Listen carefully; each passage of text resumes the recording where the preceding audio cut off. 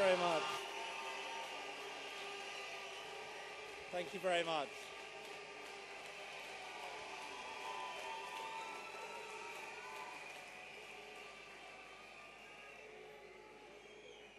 The Tories said I shouldn't come and speak to you today, but friends, I am proud to stand with you. I am proud to stand with you because we know there is an alternative.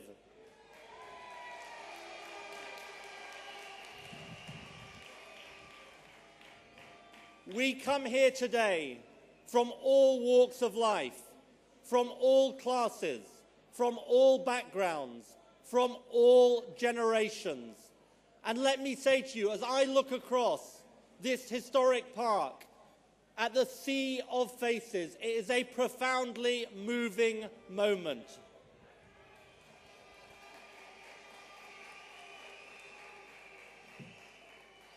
We come in the tradition of those who have marched before us. The suffragettes who fought for votes for women and won. The civil rights movement in America, who fought for equality and won. The anti-apartheid movement, who fought the horror of that system and won.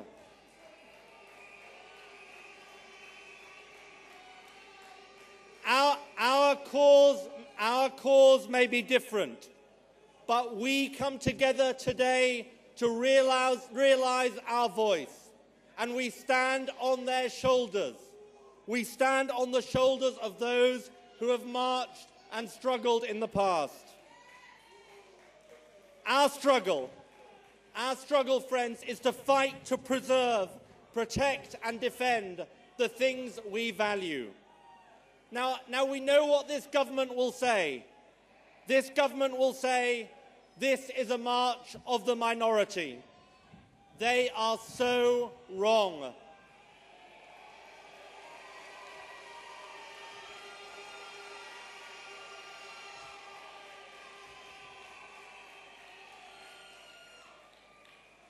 David Cameron, you wanted to create a big society. This is the big society.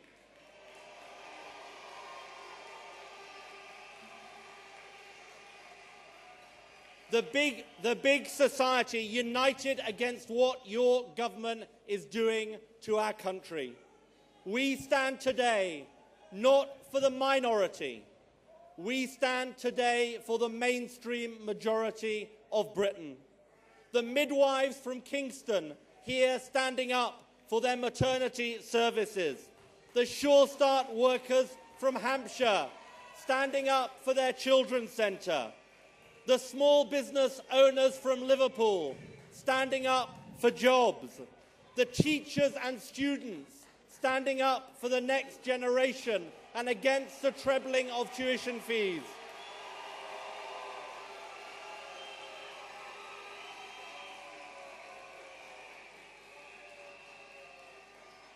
We speak today for the mainstream of Britain because we are the mainstream of Britain.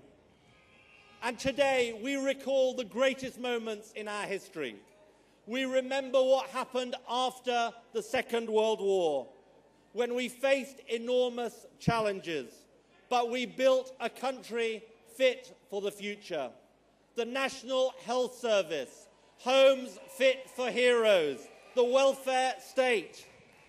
Out of the shadows of that time, we built a better society. Every one of us, friends, knows this country faces difficult times. But we know, too, there is a different way. We hold to simple truths. We need jobs to cut the deficit. And I say today, unemployment is never a price worth paying.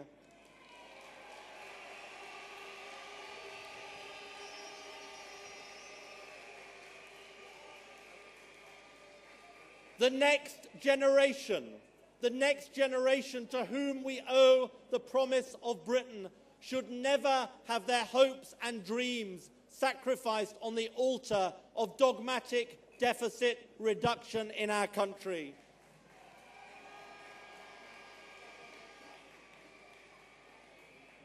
I believe there is a need for difficult choices and some cuts, but this government is going too far and too fast, and they are destroying the things we value in our country: the libraries, the Citizens Advice Bureau centres, the children's centres. And where is the fairness? They say we are all in this together. But how can it be right to be closing children's centres when the banks have it as business as usual?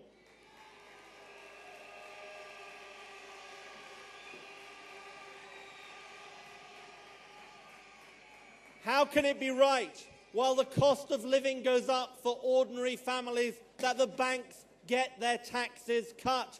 That's why we should have a bonus tax on Britain's banks.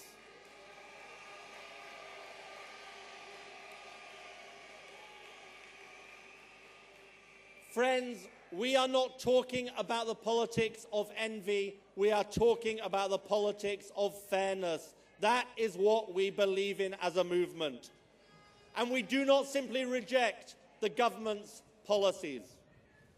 We reject the narrowness of their vision, the injustice of their ideology, and the poverty of their aspiration for this great country of ours.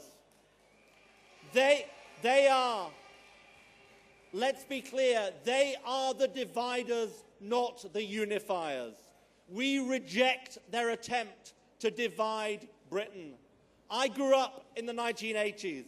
This government is taking us back, setting private sector against public sector, setting those in work against those on benefits, setting North versus South, setting some families against another. I say to David Cameron, the hundreds of thousands of people here, reject your attempt to divide our country.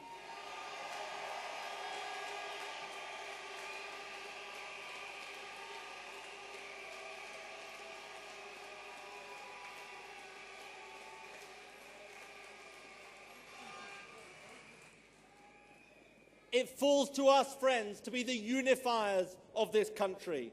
That is why it's so important that this is a peaceful protest and we gain public support. A protest remembered for its cause and its promise. It falls to us, too, to be the optimists.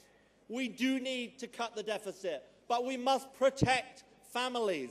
We must protect the living standards of families up and down this country. We must protect the promise of Britain for the next generation of our young people. And we must preserve the things we value: the libraries, the CABs, the children's centres, the things that are part of the fabric of our communities.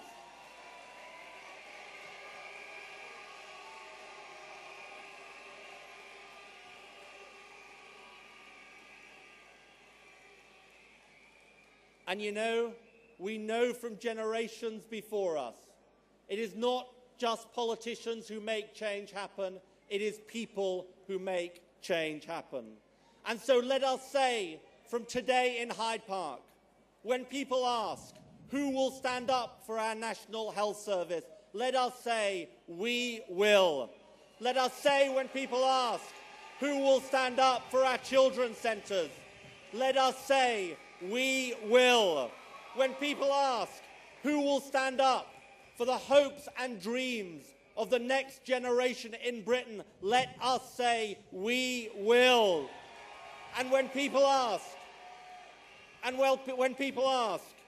who will stand up for the mainstream majority in Britain? Who is the voice of the mainstream majority in Britain? Let us say, we are.